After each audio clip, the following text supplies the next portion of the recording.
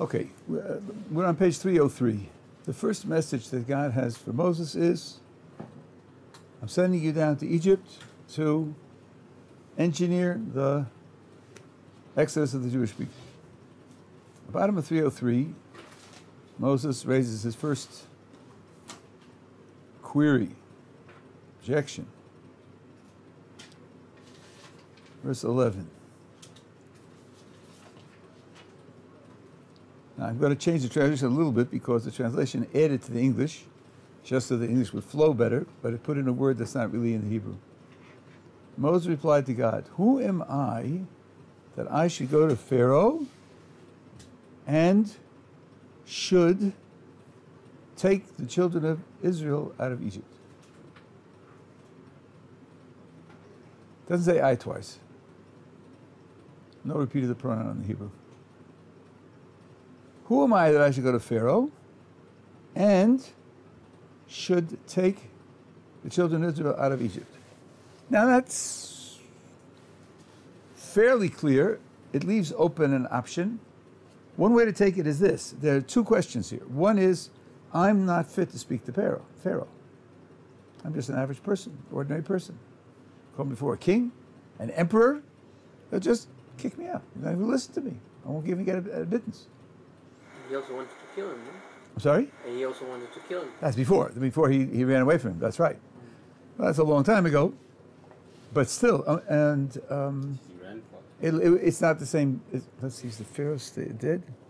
I don't know if it's the same Pharaoh. It was a long time ago. It was like 60 years before. Didn't he still grow up in the palace? He's brought up. Yeah. So shouldn't he be fairly known? Well, he's brought up as a stranger, as an unknown. Now he's Jewish. He's going to be represented as a Jew. Jews are slaves. And secondly, who are the Jewish people that they should be taken out of Egypt? What merit do they have? What claim do they have that this great miracle should be done for them? So there's two separate questions, and God answers both of them. God says in 12, first of all, or I shall be with you. You think you're going to stand there alone? That I, God, am going to be on vacation? That's not the project. You'll be the human spokesman, but I'm going to be there with you, and everything you do is going to be an expression of what I want to be done. So you're worried that you can't stand there in front of the king. It's not a relevant worry. And this is your sign that I'm sending you. When you take the people out of Egypt, you will serve God on this mountain. That's an answer to the second question. Who are they? Who are they? What is their claim to fame? Why do they deserve this great project of the Exodus? Answer is, they don't. They don't. Nothing about their past justifies what I'm proposing, says God. It's an investment in their future. When you take them out of Egypt, they're going to come to this mountain, and I'm going to reveal myself to them there and provide them with the 10 pronouncements of Sinai. That's why they are being taken out. This introduces a very famous and fundamental idea. There's a statement in the Talmud, Schar b'hayam aleika, there is no adequate reward in this world. Adequate reward for serving God is only in the world to come. However, if you look at the passages in the Torah, many of them say, if you do well, then things will go well with you. And if you do ill, things will go ill with you. Many of them say that. And detailed. There'll be rain and you'll have peace. Or if there's a battle, you'll win your battles and your children will grow and be strong and so forth and so on. How could the Talmud say there's no adequate reward in this world when the Torah says over and over again, if you follow my commandments, then you will be blessed with all of these good things? Maimonides, in his legal work, the Mishneh Torah, distinguishes between two different kinds of good results. There are two different kinds of good results. And I'll just illustrate the difference for you. Person gets a job, and he works at the job, and he does what he's supposed to do, and then he gets paid. Wages is a good result. It's a good result of the efforts that you made, the fact that you fulfilled as a worker, you're part of the contract, so the employer owes you the money and he pays you. That's wages. By contrast, imagine that you are a business startup and you want a loan for a new business startup. You go to the bank and say, I want $250,000. And they say, you do you? Who are you? Like, why are you coming to us? I said, well, watch. I'll show you my bona fides. I had 3 startups in the last 10 years, and I started with a certain amount of input, and I sold them for 10 times the input. I'm successful at this. And now I have a larger project, and I want you to take into account my previous business success. So they look over the record of success, and they say, yes, you're worthy of investment, and we'll give you the $250,000. This is very different from wages. Even though in both cases the person is receiving the money on the basis of his past performance, that's true. Both are in terms of past performance, but they're very different. Wages, if you work and fulfill your part of the contract, they owe you the money. They have to give you the money. If they don't give you the money, you can sue them in court. When you come to a bank and ask for a loan, if they say no, because they don't like your hair color, you're out. They don't owe you anything. They decide in whom they want to invest. Because an investment is a matter of supporting your future performance. True, they will decide whose future performance to support on the basis of your past performance. But you didn't earn that money. It's only an investment in your future performance. And it makes a gigantic difference. Because if you get paid wages, it's yours. You want to take the $100 bills and burn them with a match? No one can tell you no. They're your $100 bills. If you get an investment from the bank and you burn the $100 bills with a match, you're going to be in trouble. Because it's an investment in your future. It's not paid for the past. Now, says Maimonides, every place where the Torah says, if you do well, you will receive all sorts of blessings, it's always an investment. It's always an investment. It's never wages. It's an investment. You've done well. God says, you earned my support, and I will there continue to invest in you, to provide you with means for a greater future performance. That's why the Talmud says that there's no reward in this world, because the good things that you get in this world as a result of doing well are only investment for the future. In the next world, you can't do anything. You exist, but you're not active. There, it's really wages. There, it's really reward, because you worked for it and you get what you deserve. Now here, God is saying a similar thing to Moses. You asked me by what justification, by what merit I'm proposing to rescue them from Egypt. Answer is 0. They have no merit, or certainly not sufficient merit to justify it. I'm doing this as an investment in their future. When they're freed from Egypt, they're going to come to this mountain. They're going to receive the 10 pronouncements of Sinai. We're going to form a covenant to one another. This is an investment in their future, not something that they've earned by their past performance. That's the message here. Question? Yeah. So even though it's an investment, you have to have some sort of background, the past. Like they're entrusting you because you've shown before in the past that. Okay, so good. That's a good point. Here, as we'll see in the text, the past is not on the basis of anything that they've done. It's a basis of the covenant that he made with the patriarchs. The forefathers. He told them that their children are going to be slaves in a certain land, and I will take them out. So what makes them worthy of the investment is their ancestry. At no point does it say that they are being taken out because they deserve it. At no point does it say that. God sees their suffering. That's true. But actually, if you think about it realistically, there have been lots of people who suffered in the world in history. There have been lots and lots of slaves in history. And the only time when God ever intervened to set free a group of slaves, the reason that they were chosen because they come from the patriarchs who put them in a certain position, a certain level, that they're worthy of and capable of standing at Sinai. And that was the investment in Sinai that drove the Exodus. Yeah. But like you said that to Paro that You should let them go because my ancestors were told that they'll be free. He's got No, to offer them. yeah, but there's no connection there. God is telling Moses the truth about the situation. He didn't say he should say that to Pharaoh. On the contrary, God gave Moses a very low, humble, obsequious message to give to Pharaoh, and Moses didn't follow instructions. And he gave a more lordly message, and exactly what you said happened. Pharaoh said, "Who are you talking to? Talking to me about them? Forget it." Then Moses retreats to the formula that God gave him. Even then, not exactly. And by that time, Pharaoh's lost his patience and said, "Get out of here. I'm not listening to you. No, forget it." Why Moses changed the formula, I don't know. I've asked many people that question. But it's obvious, it's clear if you read the text that, that's what happened. Okay, now, 305, top.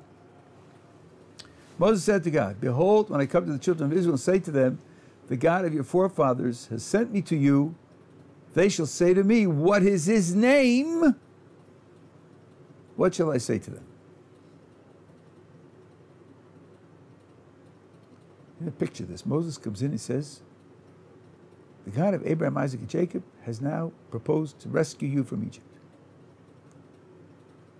And they're going to say, "Oh, yeah? Really? What's his name?"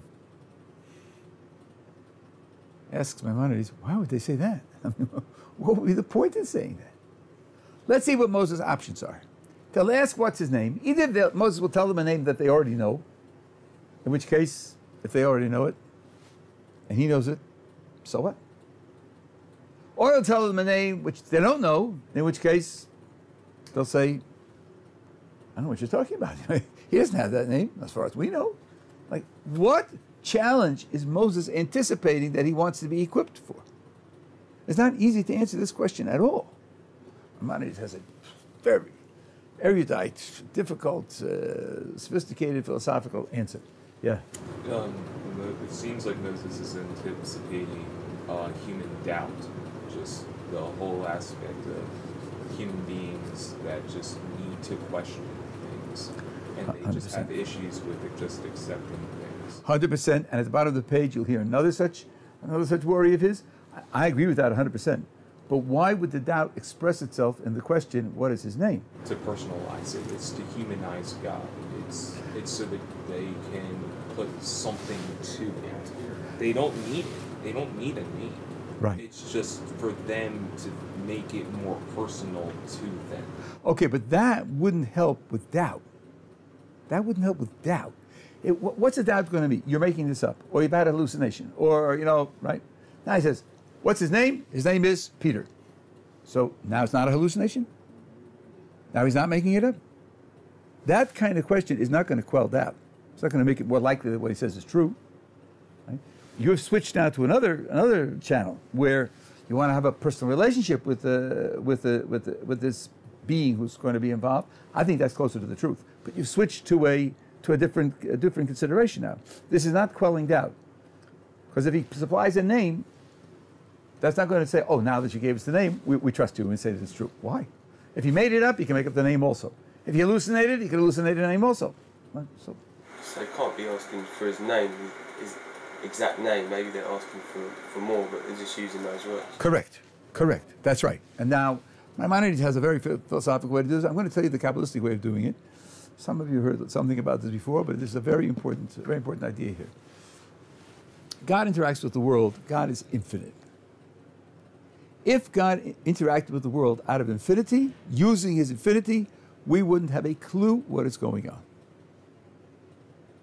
It could happen that way. God could set up a world where we don't have a clue what's going on. He could do it that way. But he didn't want to do it that way. He wanted to have a relationship with us based on our understanding. That requires a voluntary, infinite step down. God has to act not out of his infinity, but out of a finite projection. And he can explain that projection to us. He created us with our minds, with our intellects. He can explain it to us in a way that we can understand it. And if he acts in that projection, most of the time, much of the time, then we will understand much of what's going on. And that's what he wants. Now, on different occasions, different aspects of that projection are operative. There are different ways of pushing off the infinity and focusing on a certain type of interaction. These are what are called God's attributes, or his qualities of action: justice, mercy, loving kindness. These are just qualities of interaction with the world, where God, again, resolves on his own to not to act out of the totality of his infinity, but just according to principles which can be explained to us. And then when events happen, we can understand what's happening. Different interactions have different types of qualities. A name, God's names, this is even in the Talmud of the Midrash, in the Kabbalah, it's all over, but it's even in the Talmud of the Midrash, the different names stand for different kinds of interactions. The proper name of God, a Yud and a Hey and a Vav and a Hey in Hebrew, stands for mercy. 5-letter name, Elohim, stands for strict justice and judgment. The 2-letter name, Kale, often stands for loving kindness. The different names stand for different qualities of interaction. So when they ask what is his name, just as you indicated, when they ask what his name, they're asking, what kind of interaction is this? What principles are running this scenario, this project of the Exodus? Here are 2 examples of where it might make a difference. Suppose God says, I'm going to engineer the exodus of the Jews from Egypt to punish the Egyptians for their evil. This is my way of punishing them for the evil that they did to the Jewish people. If that's the project, then the Jewish people don't have to deserve it. It's a punishment of the Egyptians because of their wickedness. The Jews don't have to deserve it. Here's another possibility. I'm doing it out of mercy for the Jews. Mercy has to be deserved. Mercy is not free. Loving kindness is free. Mercy is not free. Mercy is never free. If you're in a court, God forbid, and you're convicted of a crime, and you issue a plea for mercy, the judge has not only every right, but he certainly will ask you, why? The law is 15 years in jail. You don't want to go to jail for 15 years? You don't want the law to be carried out? You don't want the law to be carried out? I need a reason. I need a reason. Why should I use mercy to modify the law? Now, in the American legal practice, there are conditions under which you can grant mercy, but it needs conditions. It's not automatic just because it's Tuesday and I'm always happy on Tuesdays, so I'll give you 10 years instead of 15 years. You can't do that. Mercy needs a reason. So if they ask for God's name and the name indicates that God's saving the Jews out of mercy for the Jews, they can be asked to deserve it. And indeed, maybe there'll be a group that doesn't deserve it and they won't make it out, which is what the Midrash in fact says. Not everybody that was there at that time made it out. So it's very important to know what the names that God is using are and how they relate to the process. So now let's look at the names that he tells him. Hashem answered Moses, I shall be as I shall be, whatever that means. I used to misunderstand this. This is an answer to Moses' request, so this is the first thing that they're supposed to be told. And he said, God went on, so shall you say to the children of Israel, in other words, in addition, I shall be has sent me to you. So that's half of the previous one. God said further to Moses, so shall you say to the children of Israel, Hashem, the God of your forefathers, the God of Abraham, the God of Isaac, and the God of Jacob, has dispatched me to you. This is my name forever, and this is my remembrance from generation to generation. Now, in rough terms, here's the message. I shall be as I shall be says, I am what I am, and I am self-defined, self-determined. I have my project. I have my project. There's something that I want to get out of the world. This doesn't depend upon anything. It doesn't depend upon your suffering. It doesn't depend upon your righteousness. It doesn't depend upon your ancestry. I'm running the world for my project. This is part of my project. The second answer is, which is really the third verse, because the first two are just the same verse, one's full, one's half. The second answer is your ancestry. Because of your ancestors. That's not empty. That's not empty. This is not a biological statement. This is a value statement. This is an ideological statement. If you represent Abraham, Isaac, and Jacob, or those who represent Abraham, Isaac, and Jacob, those are the ones I'm taking out. And if there are Jews who don't represent Abraham, Isaac, and Jacob, then I'm not going to take them out. There is, coming up later, I'll just tell it to you, Moses comes to Pharaoh, says, let them go, and there's an interaction which doesn't work out well, and Pharaoh says, we'll make it worse. We'll make the service worse, the slavery worse. And it says they cried out to God because of the great pain of the slavery.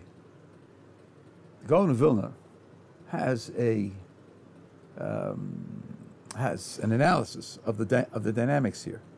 As I said, you're only going to be saved if you represent the patriarchs. Here they are, slaves, suffering, complaining in private anyway. Egypt was a little like North Korea today. You can't complain. Remember what happened to that guy's uncle? You know, he was snoozing at a military parade. Bang, off your head. You can't complain. And they weren't crying out to God either. So, the Gaon of Vilna says, God engineered that the oppression should be increased so that they should cry out to God. They cry out to God. Which God are they crying out to? The God of Abraham, Isaac, and Jacob. By crying out to God, they are now attached to Abraham, Isaac, and Jacob. They represent Abraham, Isaac, and Jacob, and then they're worthy of being saved. The purpose in increasing the oppression is to create that connection to the ancestors, which was weak, in the back of their minds, but not prominent, to force it to be expressed so that they would be able to be rescued from Egypt. That's part of what's being communicated in this verse. I'm doing this because of the promise I made to the patriarchs, and I will rescue those who are related to the patriarchs. Okay, but that's the nature of the question, the nature of the answer. Okay, then God says to Moses, go gather the Jews and tell them this is the project. And again, as I mentioned, don't pay any attention to the paragraph breaks in English. They're totally artificial. And at the bottom of the page, it says, God still speaking to Moses, they will heed your voice. Now, if you've been here for a few days, heed in this case means listen to. They will listen to your voice. V'shamu le kolecha, not be kolecha. They will listen to your voice. And then he gives them instructions. You should go and confront Pharaoh, and these are the things that are going to happen. So on the next page, chapter 4. Moses responded and said, they will not believe me. Now comes the skepticism. Now comes the skepticism. They won't believe me. This whole story, they won't believe me. And they will not heed my voice. Now here the English is the same as it was in the previous page, but in the Hebrew it's not. Here it's l'shmoa bikol. So Moses is not brazenly contradicting God. God said they'll listen to you, and they'll heed you. And he said, no, they won't heed me. No, he responds with a different point. Maybe they'll listen, but they won't obey. And they'll say, Hashem did not appear to you. That will be the essence of the skepticism. The whole story is not true, for whatever reason. Maybe you're making it up, or maybe you had a hallucination. You've been overwhelmed by wishful thinking. We're not convinced that it's true. Now comes an incredible sequence. Hashem said to him, what is that in your hand? And he said, a staff. He said, cast it on the ground, and he cast it on the ground, and it became a snake.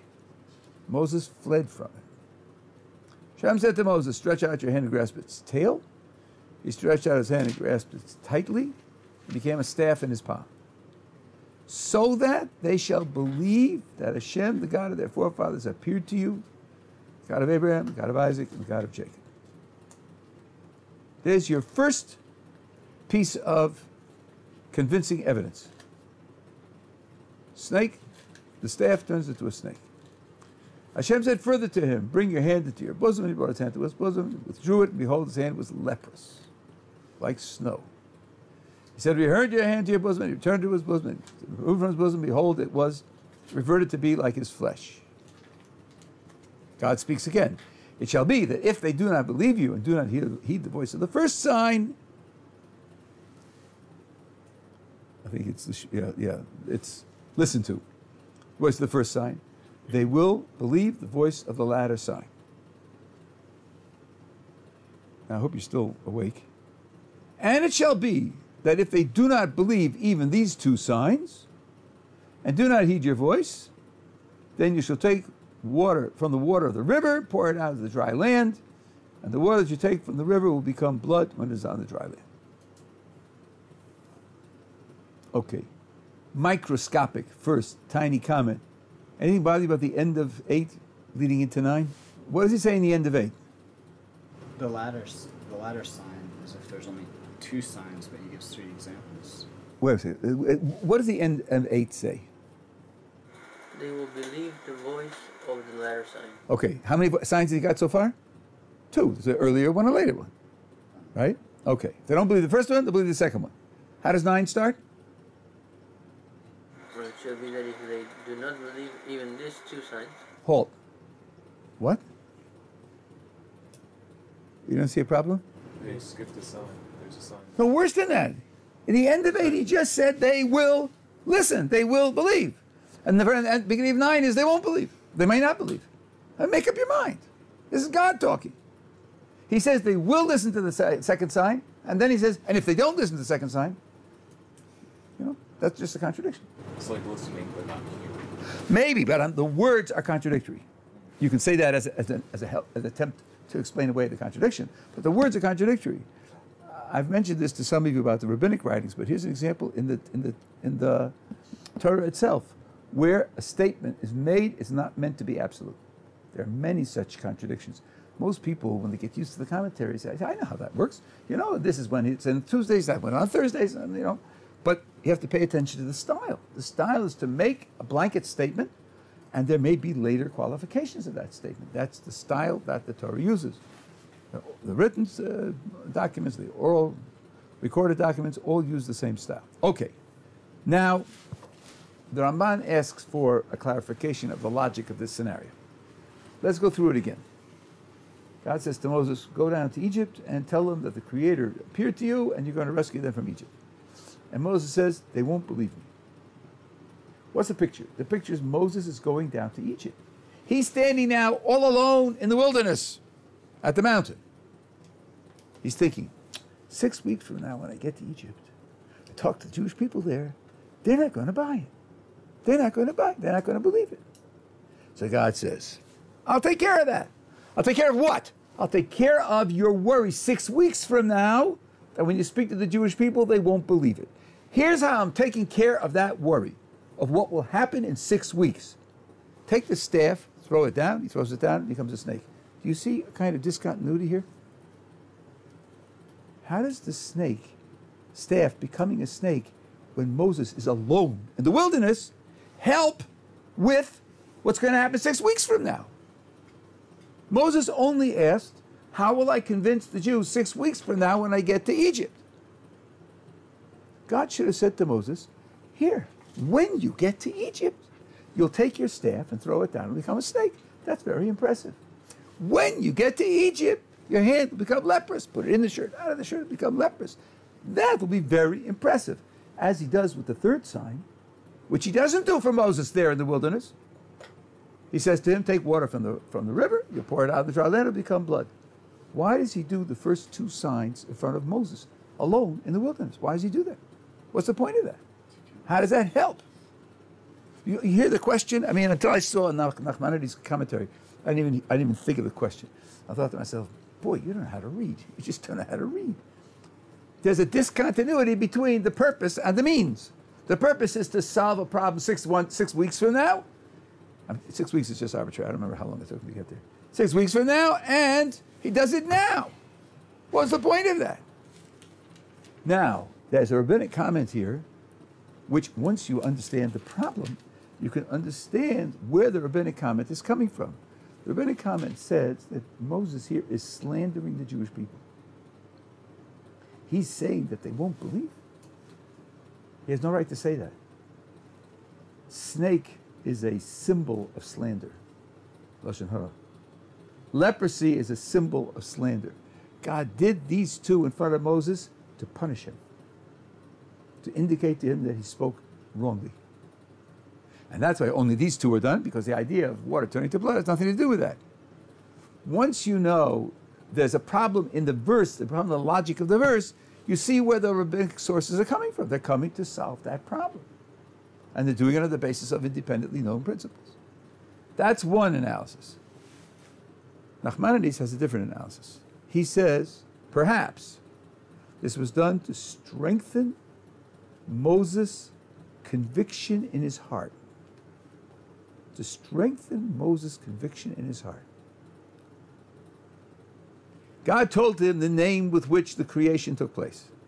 The name with which the creation took place is a name that's behind miracles. Moses needed to see miracles so that his heart would be able to accept and be confident with the idea that when he gets to Egypt, he'll be able to do miracles. And the Ramban says the reason two were done and not three, because two was enough. Two was enough to strengthen his heart, so God did two, and didn't have to do the third one. This Ramban is introducing a phenomenal principle. You have Moses hearing it directly from God, and it won't strengthen his heart. Moses' heart! Not my heart with all of its weaknesses and problems, but Moses' heart needs a visual demonstration. He needs to experience it so that it will be strong in his heart. If that's true for Moses hearing it directly from God, all the more so for all Jewish education, whether it's education of children or self-education, there will not be successful education without experience. Reading books, hearing recordings, without experiencing it directly isn't going to do it. And there are many illustrations of this idea in the Torah. I'll show you another one. Take a look on page 67. You'll see I'm going to use the same logic over again. After these events, the word of Hashem came to Avram in a vision. He said, "Fear not, Avram, I'm a shield for you. Your reward is very great." Avram said, "My Lord, Hashem, Elohim, what can you give me, seeing that I go childless?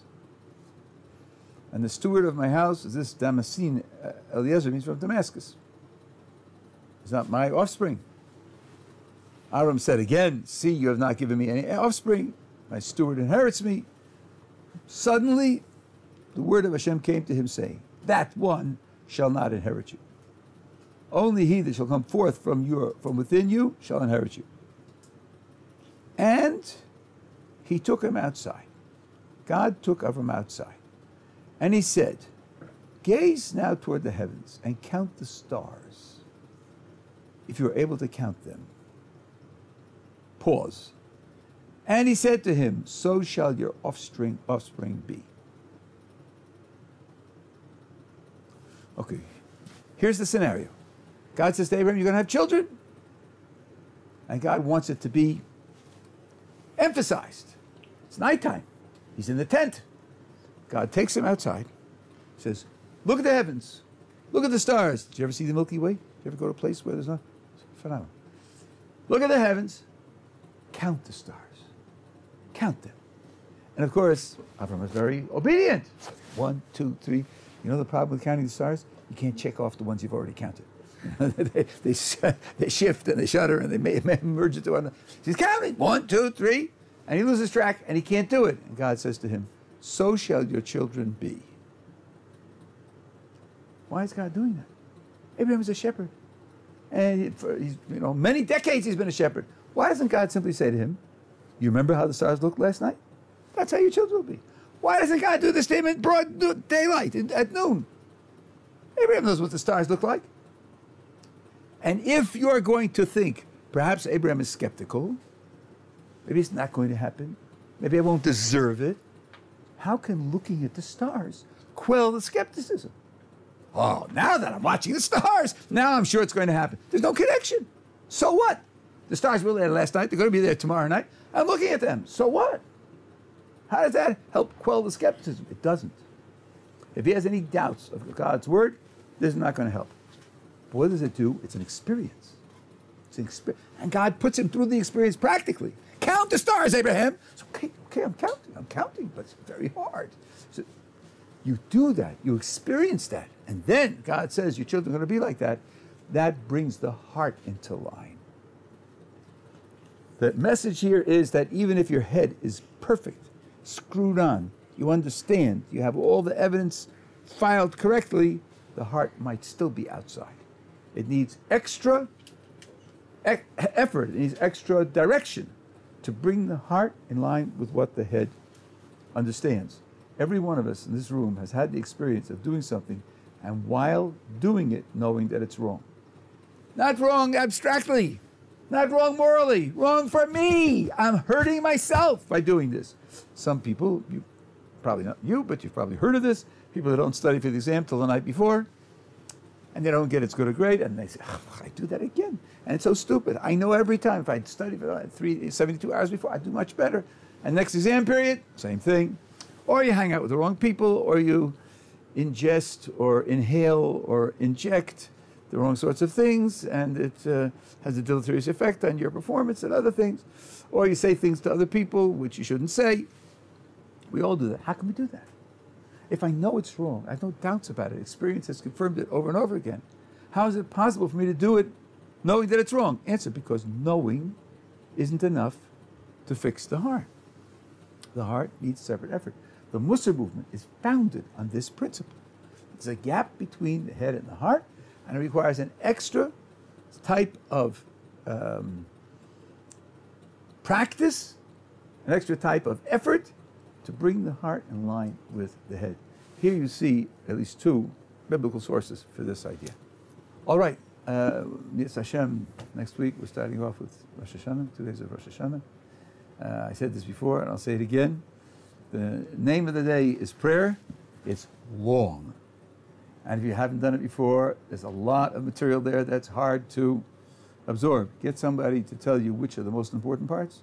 The rest of the time, read, think, try to absorb, and don't put yourself under too much pressure. It's not worth it. It's not worth it.